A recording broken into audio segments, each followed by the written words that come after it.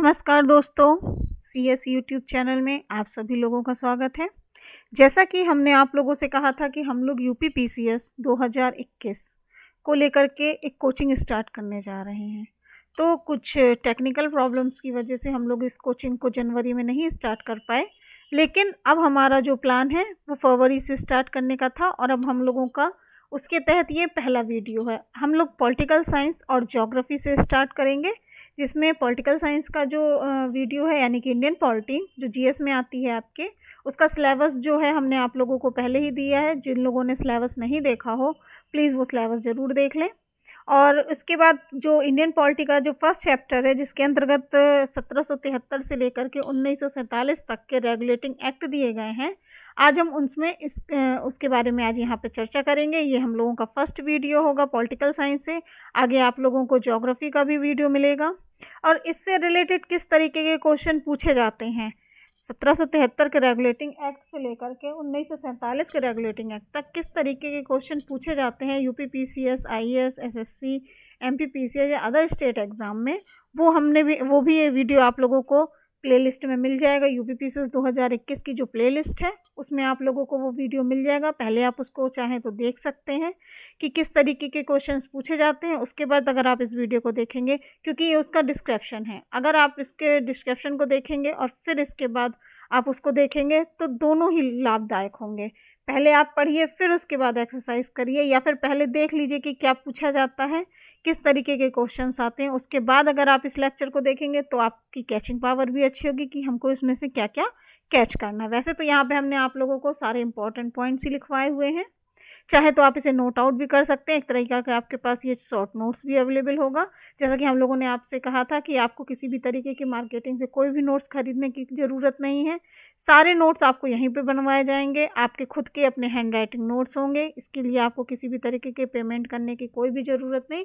तो अगर जिन लोगों ने पेन और रजिस्टर नहीं लिया है, प्लीज़ वो लोग पेन रजिस्टर लेकर के बैठ जाएँ, क्योंकि कुछ पॉइंट इंपॉर्टेंट है, उनको नोट करिए, क्योंकि उनको बार बार रिवीजन करेंगे तभी आप लोगों को याद होगा और एग्ज़ाम में जो सटीक क्वेश्चन पूछे जाते हैं ये उसमें बहुत ही उपयोगी सिद्ध होंगे।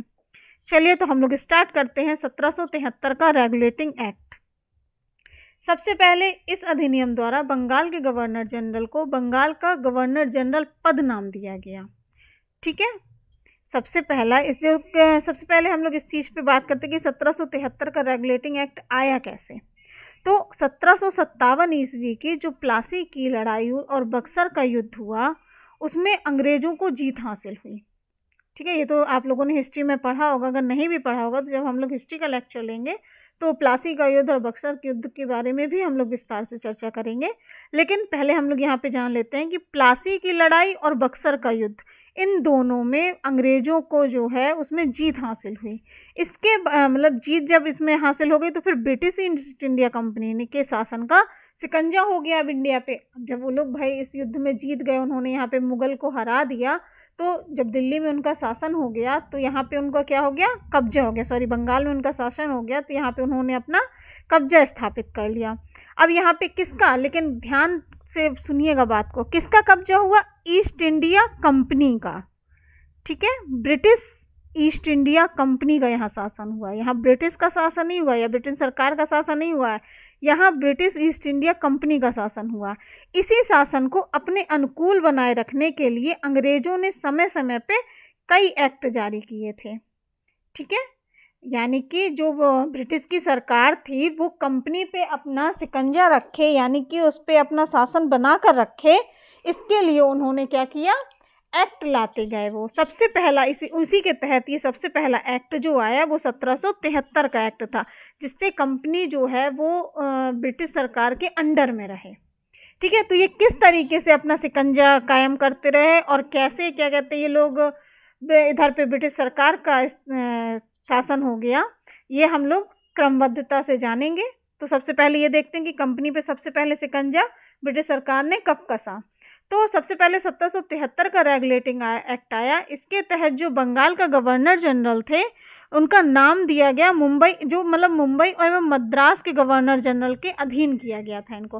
पहले जो अलग अलग थे, पहले बम्बई का अलग था, मद्रास का अलग था और बंगाल का अलग था। अब इनको मिला करके एक गवर्नर जनरल बना दिया गया। किसका? बंगाल का गवर्नर जनरल कहलाने लगा। किसके तहत? 1773 के रेगुलेटिंग एक्ट के तहत। तो जो बंगाल का गवर्नर जनरल था वो मुंबई के गवर्नर जनरल और मद्रास का गवर्नर जनरल के ऊपर हो गया, यानी कि इन दोनों के जो गवर्नर जनरल थे वो बंगाल के गवर्नर जनरल के अधीन आ गए। अब इसके तो जैसे कि इसमें लिखा हुआ है कि इसके द्वारा मद्रास एवं बम्बई के गवर्नर बंगाल के गवर्नर जनरल के अधीन हो गए। इस अधिनियम के अंतर्गत कलकत्ता में 1774 में एक उच्चतम न्यायालय की स्थापना। अब भाई कंपनी है, कंपनी के बीच में बहुत सारे ऐसे मुद्दे होते हैं, हर चीज़ के लिए तो आप ब्रिटेन जा नहीं सकते। तो यहाँ पे जो उनका मुद्दा था, जो विधि थी, जो न्याय था, उसको सुधारने के लिए या उसको स्थापित रखने के लिए उन्होंने यहाँ पर उच्चतम न्यायालय की स्थापना की। कब की? 1774 में। बहुत सारे बच्चे कंफ्यूज हो जाते हैं कि जो कलकत्ता में उच्चतम न्यायालय की स्थापना की गई वो 1773 में की गई, लेकिन ऐसा नहीं। 1773 के रेगुलेटिंग एक्ट के तहत इसमें प्रावधान लाया गया था, लेकिन 1774 में कलकत्ता में 1774 में उच्चतम न्यायालय की स्थापना की गई। ठीक है। अब इसके तहत कंपनी के कर्मचारियों को निजी व्यापार करने पर प्रतिबंध लगा दिया गया। ऐसा क्यों किया गया? क्योंकि इधर पे क्या प्रावधान था कि जो कंपनी थी, कंपनी यहाँ पे व्यापार करती थी, इसमें जो एम्प्लॉयज़ यानी कि जो कर्मचारी लगे हुए थे वो अपना निजी, मतलब कि कंपनी के साथ यहाँ काम करते करते वो अपना निजी व्यापार भी करने लगे थे। इसके तहत यहाँ भ्रष्टाचार बढ़ गया था।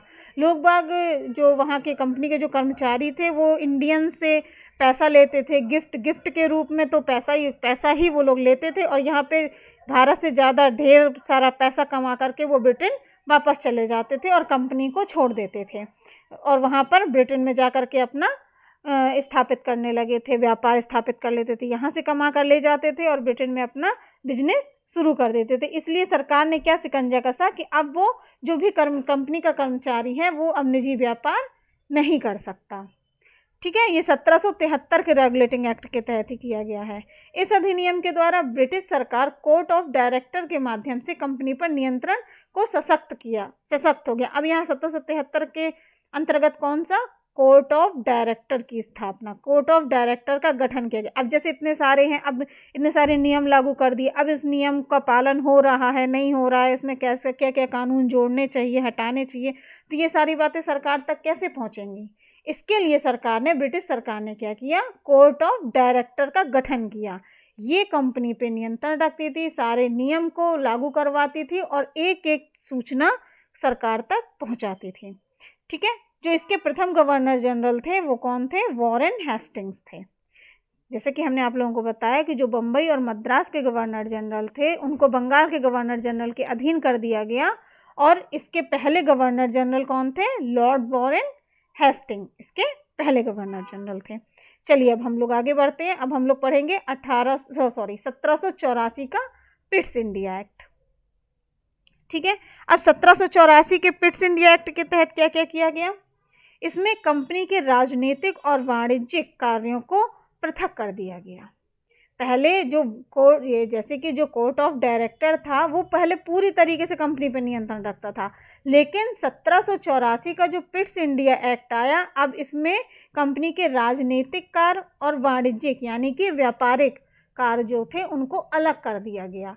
इसके लिए इन्होंने क्या किया? राजनीतिक मामलों के प्रबंधन के लिए नियंत्रण बोर्ड के नाम से एक निकाय का गठन किया गया। 1773 में कोर्ट ऑफ डायरेक्टर की स्थापना की गई थी। अब यहाँ पे 1784 में इन्होंने क्या किया?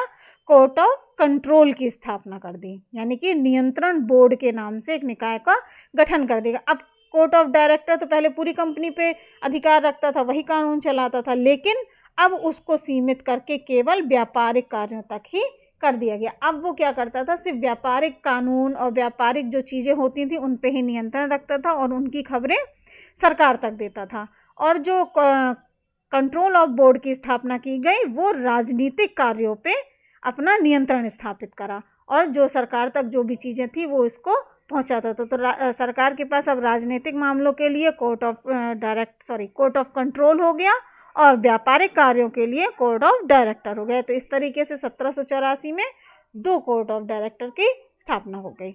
चलिए आगे बढ़ते हैं। इस अधिनियम के 2 महत्वपूर्ण कारण थे, ठीक है, ये नंबर 1 है और ये नंबर 2 है। तो सबसे पहला कारण क्या था? भारत में कंपनी के अधीन क्षेत्र को पहली बार ब्रिटिश आधिपत्य का क्षेत्र कहा गया। तो जो कंपनी थी, कंपनी ने जितने भी क्षेत्रों को जीता था जहाँ पे वो व्यापार करती थी, जहाँ उसका आधिपत्य था, अब उसको क्या कहा जाने लगा था? ब्रिटिश आधिपत्य का क्षेत्र कहा जाने लगा था। अब वो कंपनी का आधिपत्य क्षेत्र नहीं बना था, अब वो ब्रिटेन का आधिपत्य क्षेत्र हो गया था। और ब्रिटिश सरकार को भारत में कंपनी के कार्यों और इसके प्रशासन पर पूर्ण नियंत्रण प्राप्त हो गया था। अब जैसे कि राजनीतिक मामलों में अगर क्या कहते हैं नियंत्रण हुआ, फिर प्रशासनिक और इसके व्यापारिक, तीनों मामलों में जो था वो ब्रिटिश सरकार ने अब पूरी तरह से नियंत्रण स्थापित किया। कब? 1784 का पिट्स इंडिया एक्ट के तहत। चलिए आगे बढ़ते हैं। अब 1813 का चार्टर अधिनियम, तो इसमें अब इसके अंतर्गत क्या क्या इंपॉर्टेंट फैक्ट्स आए? कंपनी के अधिकार पत्र को 20 वर्ष के लिए बढ़ा दिया गया। 1813 का है, इसमें कंपनी का जो अधिकार पत्र था, अब इसमें अधिकार को सीमित किया गया। अब यहाँ पे अधिकार सीमित करने के लिए उसका जो था प्रावधान, उसको 20 वर्ष के लिए आगे बढ़ाया गया, ठीक है। फिर कंपनी के भारत के साथ व्यापार करने के एक अधिकार को छीन लिया गया। पहले सिर्फ यहाँ पर भारत में जो व्यापार करता था ब्रिटिश सरकार की तरफ से जो एक कंपनी आई थी, ईस्ट इंडिया कंपनी, सिर्फ और सिर्फ वही यहाँ पे व्यापार कर सकती थी। वहाँ के नागरिकों को ये प्रावधान नहीं था कि वो जा कर के भारत में व्यापार करें, या किसी को भी ये प्रावधान नहीं दिया गया था। अब 1813 का जो अधिनियम आया, उसमें जो कंपनी का जो एक अधिकार था व्यापार करने का भारत में, उसको छीन लिया गया। अब यहाँ पे क्या हो गया? ब्रिटिश का हर नागरिक भारत के साथ व्यापार कर सकता था। ऐसा क्यों किया सरकार ने? इसके पीछे भी कारण होगा, तभी तो सरकार ने ऐसा किया। इसके पीछे सबसे बड़ा कारण क्या था? टैक्स। अब अगर ईस्ट इंडिया कंपनी भारत से पैसा लूट रही है, पैसा कमा रही है, तो अब सरकार को भी वो पैसा चाहिए। तो आप टैक्स एक लिमिटेशन में ही लगा सकते हो, आप एक अनलिमिटेड टैक्स नहीं। सरकार को ये पता चल गया था कि ईस्ट इंडिया कंपनी जो है वो भारत से बहुत अधिक पैसा कमा रही है, इसलिए उसने क्या किया कि अब कंपनी के साथ साथ अब वहाँ के नागरिकों को भी व्यापार करने का मौका प्रदान कर दिया गया। इससे क्या होगा? अब हर नागरिक वहाँ का जो भी इच्छुक होगा भारत में व्यापार करने के लिए, वो उन सब से टैक्स वसूल सकती है। तो ये क्या हो गया? डिवाइड कर दिया गया, व्यापार को डिवाइड कर दिया गया। अब टैक्स के माध्यम से ब्रिटिश सरकार के पास जो है पैसा जाने लगा। कंपनी के तहत कम मात्रा में था, लेकिन अब जितने भी नागरिक होंगे जो इच्छुक होंगे भारत में, जो वहाँ के व्यापारी होंगे, यहाँ व्यापार करने के इच्छुक होंगे, तो उनको भी अब व्यापार के रास्ते खोल दिए गए। इससे उनका टैक्सेशन जो हो गया वो बढ़ गया, ठीक है। हर कोई अपने लाभ के लिए ये सब करता है। ब्रिटिश सरकार ने यहाँ 200 साल शासन किया इन्हीं सब कारणों से, और वो खुद में इसी तरीके से एक्ट ला करके बदलाव करती रही, ठीक है। अगला फैक्ट है, चौथा है कि 1813 से पहले ईसाई पादरियों को भारत में आने की आशा नहीं थी, लेकिन 1813 के अधिनियम द्वारा ईसाई पादरियों को आगे, मतलब ये था कि यहाँ बहुत ये नहीं था कि हाँ ईसाई पादरी यहाँ पर भारत में ही आएंगे, लेकिन फिर भी उनके लिए ये भारत में आने के लिए रास्ता खोलेगा, इनके लिए अब कोई प्रतिबंध नहीं था। इतना इम्पोर्टेंट फैक्ट नहीं है, अगर चाहें तो आप नोट कर सकते हैं। चलिए आगे बढ़ते हैं हम लोग। अब आया 1833 का चार्टर अधिनियम। इसके तहत क्या क्या चीज़ें हुई? सबसे पहला, इसमें बंगाल के गवर्नर को भारत का गवर्नर जनरल बना दिया गया। अभी तक तो जो कंपनी थी वो बंगाल तक ही सीमित थी ना, अब उसका आधिपत्य क्षेत्र बढ़ गया, और भी जगह उसका क्या कहते हैं उसके अधीन आ गए, और भी क्षेत्र ईस्ट इंडिया कंपनी के अधीन आ गए। तो अब इसको जो बंगाल का जो गवर्नर जनरल था उसको अब क्या कहा जाने लगा? भारत का गवर्नर जनरल कहा जाने लगा। इसमें सभी तरह की नागरिक और सैनिक दोनों ही शक्तियाँ निहित कर दी गई, यानी कि जोड़ दी गई। अब उसके पास नागरिक शक्ति भी थी और सैनिक शक्ति भी थी, ठीक है। इसने मद्रास और बम्बई के गवर्नर को विधायी संबंधी शक्तियों से वंचित कर दिया। अब वो पूरी तरीके से पहले उनके अधीन आए थे, बंगाल के गवर्नर जनरल के अधीन आए थे मद्रास और बम्बई के गवर्नर। अब लेकिन क्या हुआ, इनको जो विधायी शक्तियाँ थी उन्हें पूरी तरीके से इनको अब वंचित कर दिया गया था। ईस्ट इंडिया कंपनी की एक व्यापारिक निकाय के रूप में की जाने वाली गतिविधियों को भी समाप्त कर दिया गया था। जो उनके व्यापार के तहत जो व्यापारिक गतिविधियां थीं ईस्ट इंडिया कंपनी की, उन्हें भी अब पूरी तरीके से समाप्त कर दिया गया था। कब? 1833 के चार्टर एक्ट के तहत। चार्टर एक्ट 1833 ने सिविल सेवकों के चयन के लिए प्रतियोगिता का आयोजन शुरू करने का प्रयास किया था। ठीक है, अब यहाँ पे आयोजन स्टार्ट नहीं हुआ, 1833 में आयोजन स्टार्ट नहीं किया गया था, लेकिन इसका एक प्रयास किया गया था। इसके तहत एक कानून लाने का मतलब कहने का कि विचार हुआ या समिति बैठी, इस तरीके का विचार दिया गया था। चलिए आगे बढ़ते हैं। अब है 1853 का चार्टर अधिनियम। इधर पे हम इतना विस्तार से इसलिए नहीं आप लोगों को बता रहे हैं क्योंकि ये सारी चीज़ें हिस्ट्री में भी इंक्लूड हैं, और इसका जो ज़्यादा पार्ट है, यानी कि आप ये मान के चलिए कि जो 70% पार्ट है वो आपका हिस्ट्री के अंतर्गत आता है और 30% पार्ट ही आपका पॉलिटिकल साइंस के अंतर्गत। तो हमें यहाँ पे सिर्फ उनकी राजनीतिक चीज़ों को ही कैच करना है। जो एक हिस्ट्री वाली चीज़ें हैं वो सारा हम हिस्ट्री में ही पढ़ेंगे। चलिए आगे बढ़ते हैं। 1853 का चार्टर अधिनियम, इसने पहली बार गवर्नर जनरल की परिषद के विधायी एवं प्रशासनिक कार्यों को अलग कर दिया। अब 1853 में क्या हो गया? गवर्नर जनरल का, अब पहले कंपनी में बोर्डों का गठन किया गया, उनके कार्यों को अलग किया गया। अब यहाँ गवर्नर जनरल के पद को भी अलग कर दिया गया, उनका प्रशासनिक कार्य अलग कर दिया गया और परिषदीय कार्य अलग हो गया। इसके तहत परिषद के 6 नए पार्षद और जोड़े गए, इन्हें विधान परिषद कहा गया। ठीक है, इसने सिविल सेवकों की भर्ती एवं चयन हेतु खुली प्रतियोगिता व्यवस्था का शुभारंभ किया। इसके तहत जो पदों की जो प्रतियोगिता थी उसके आधार पर भरने की व्यवस्था की गई। इसके लिए 1854 ईस्वी में मैकॉले समिति की नियुक्ति की गई। सबसे ज़्यादा क्वेश्चन पूछा जाता है कि मैकॉले समिति की नियुक्ति किस लिए की गई? तो ये किस लिए की गई थी कि सिविल सेवकों की भर्ती के लिए की गई थी। यहाँ भारतीय नागरिकों के लिए भी सिविल सेवा में भर्ती की प्रतियोगिता में हिस्सा लेने का जो है प्रावधान वो खोल दिया गया था। अब वो भी इसमें हिस्सा ले सकते थे। ठीक है, आप लोग ये बात नोट आउट कर लीजिए कि 1854 में मैकॉले समिति का गठन किया गया था, जो कि ये समिति किसके तहत थी? सिविल सेवकों के लिए थी ये समिति। और किस एक्ट के तहत इसका प्रावधान किया गया था? 1853 का चार्टर अधिनियम। ठीक है, आगे बढ़ते हैं। इसमें कंपनी के शासन को विस्तारित कर दिया गया और भारतीय क्षेत्र को इंग्लैंड राजशाही के विश्वास के तहत कब्जे में रखने का अधिकार दे दिया गया। ठीक है, अब ये जो है वो इंग्लैंड के राजशाही विश्वास के तहत इसके कब्जे में आ गए। इसमें प्रथम बार क्या हुआ? भारतीय केंद्रीय विधान परिषद में स्थानीय प्रतिनिधित्व का प्रारंभ किया गया। अब इसके तहत स्थानीय जो प्रतिनिधित्व था उसको शुरू कर दिया गया था 1853 के चार्टर एक्ट के तहत, यानी कि अब प्रांतों के भी जो प्रांतों में भी विधान परिषद होगी, इसका प्रावधान कर दिया गया था। ठीक है, आगे बढ़ते हैं। अब है 1858 का शासन अधिनियम। 1858 का एक महत्वपूर्ण शासन अधिनियम है। जैसा कि आप लोग जानते हैं 1857 में एक सैनिक क्रांति हुई थी, जिसके तहत भारत में राजनीतिक और ऐतिहासिक कई तरीके के बदलाव देखे गए थे। तो इसके तहत अब क्या क्या किया गया? भारत का शासन कंपनी से लेकर के ब्रिटेन क्राउन के हाथ में सौंप दिया गया। अब आपने देखा कि 1600 में यहाँ पे व्यापार करने ईस्ट इंडिया कंपनी आई, फिर किस तरीके से उसने यहाँ पे युद्ध किया, प्लासी का युद्ध हो, बक्सर का युद्ध हो, उसमें जीत हासिल की और यहाँ के क्षेत्रों पे अपना अधिकार कर लिया। अब अधिकार को सीमित करने के लिए या सरकार उस पर नियंत्रण करने के लिए समय समय पर एक्ट लाती रही। उस एक्ट में किस तरीके से यहाँ पर आकर के 1858 में कंपनी का जो है वो कंपनी का शासन हट करके ब्रिटिश क्राउन का शासन हो गया, ये आप लोगों ने देखा। तो अब 1858-17 पूरी तरीके से कंपनी का जो नियंत्रण था वो समाप्त कर दिया गया। यहाँ पे उसके व्यापारिक जो कार्य थे वो भी समाप्त कर दिए गए। अब 1858 के शासन अधिनियम के तहत ब्रिटिश क्राउन के हाथों में भारत का शासन सौंप दिया गया। भारत में मंत्री परिषद की व्यवस्था कर दी गई। ठीक है, ये सब 1858 में, चाहे तो आप इसको नोट आउट कर लीजिए क्योंकि इसका बार बार रिवीजन बहुत इंपॉर्टेंट है।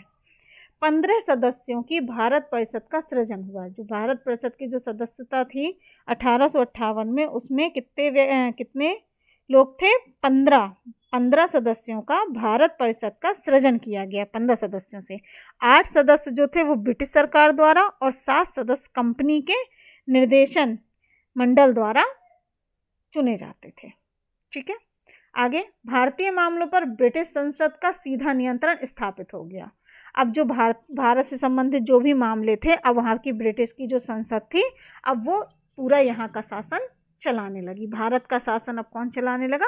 ब्रिटिश संसद के द्वारा सीधा नियंत्रण इसके तहत कर दिया गया। मुगल सम्राट के पद को समाप्त कर दिया गया। अब 1858 में क्योंकि इतना बड़ा युद्ध हुआ, हर जगह जो है वो भारतीयों की हार हुई। जो मुगल थे दिल्ली में जब बहादुर शाह थे तो उनको हरा करके मुगल शासन को पूरी तरीके से समाप्त कर दिया गया और यहाँ पर दिल्ली पे ब्रिटिश का शासन हो गया। इसमें भारत के गवर्नर जनरल का नाम बदल के अब इनका नाम क्या कर दिया गया? वायसराय।